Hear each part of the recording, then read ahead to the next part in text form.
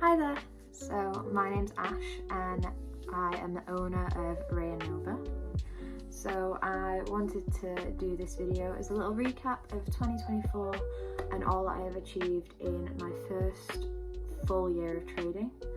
So for those of you who don't know, I started this business in August 2023 and I did my first market the first weekend of August, and since then it's just grown. I started at farmers markets, which I don't really do anymore, like the artisan markets. I now do a lot more Comic-Cons and things like that. That's more where my target audience and my people are. And yeah, so I just wanted to share some of the achievements we've had and just celebrate the wins while we've got them.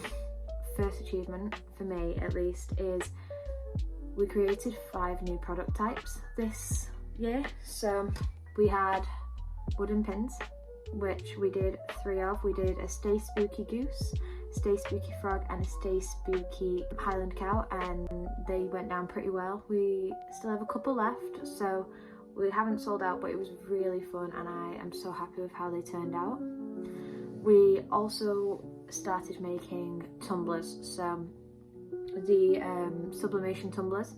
My mum actually got a sublimation printer and I kid you not, I've used it more than she has, because every time I go around I'm just like, oh, can I print this, can I print this? And I'm either making tumblers or my other new product, which was coasters, and I really like them because I found at Comic-Cons especially, people who like art, a lot of people already have filled their walls, and we don't really have a lot of wall real estate for prints and things. So being able to also offer things like coasters or tumblers, where I call it functional art, it's the same designs or different designs, but it's on something where it's something functional, it's something for the house, it's something you're going to use every day, and I think that's been a real selling point for a lot of people with it. And the last thing that I have made is, well, the last 2 is stickers and badges.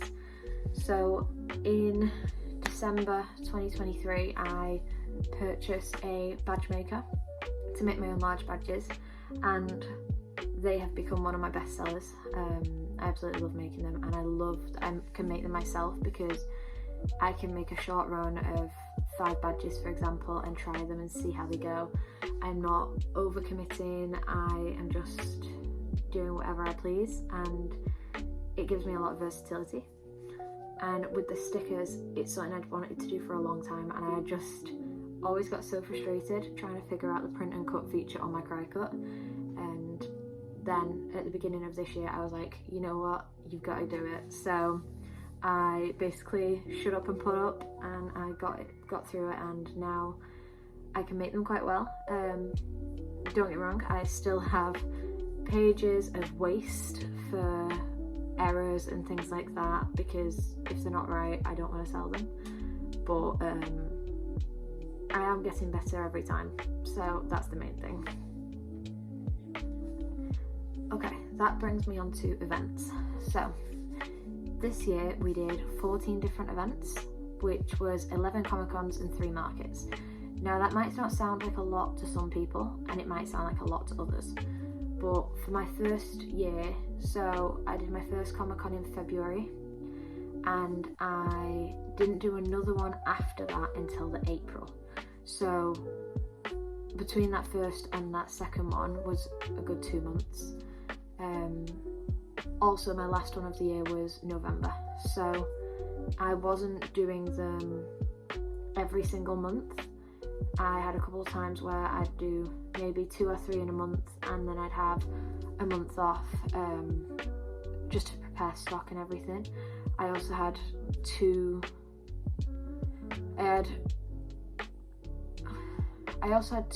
retail spaces for a long period of time. So Red Brick Market in Liverpool, which I started in March, and I also had a Keep It Local pop-up in Stoke-on-Trent, which started in October and ran till December. So 2 extended period pop-ups, along with 2 pop-ups at Kenji, one at the very beginning of September and one at the very beginning of November.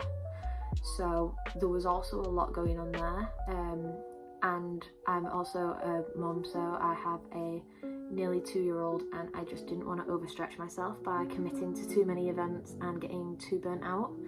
Unfortunately,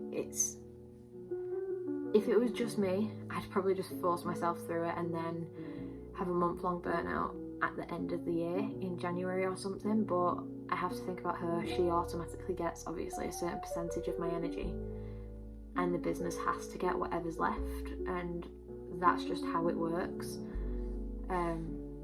I'm now actually expecting my second child, so this year it's going to be even more selective with the events I do.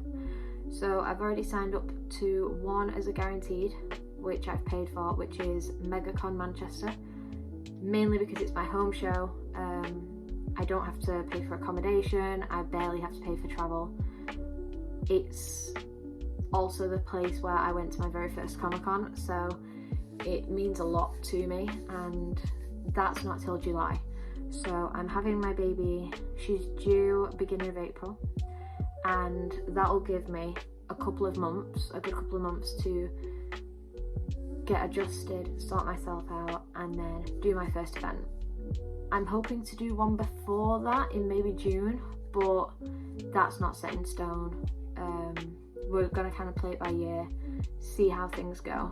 But I'm hoping to do at least sort of 4 or 5 different events over that time period, but they will be bigger events. So I'm not really going to do the small events that I was kind of using as fillers this year and last year, just because I don't really see much benefit in it.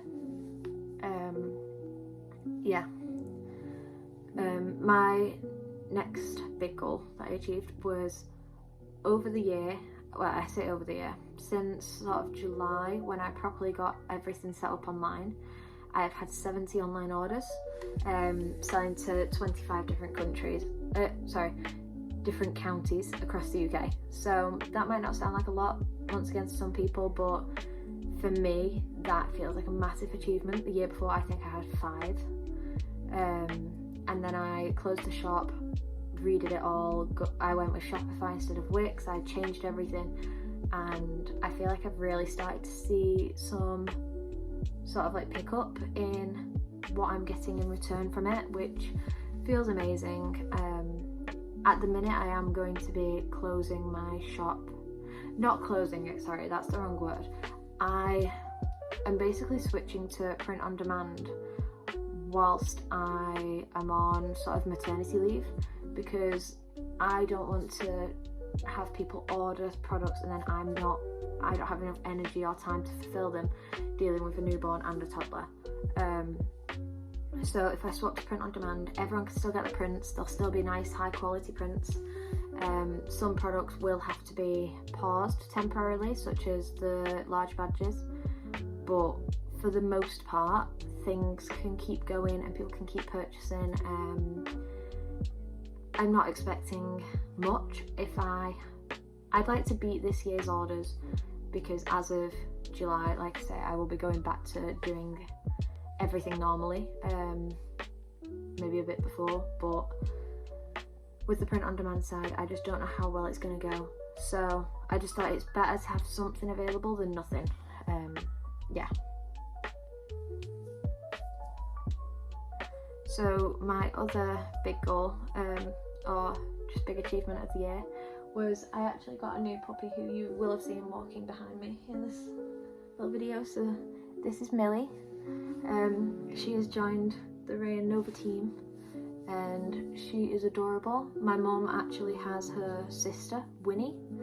So Millie the Cavalier is joining us, and yeah, she joined us in August, so late July, August.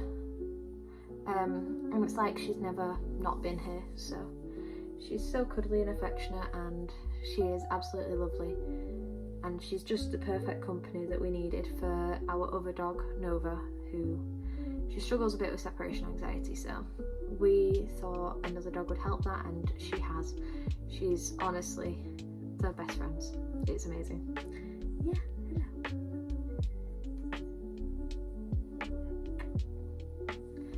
Yeah, there's Millie. She is currently 10 months old, and she will be 12. She will be 1 in March, so right before new baby comes. Good girl. But that's all I have to really recap for 2024.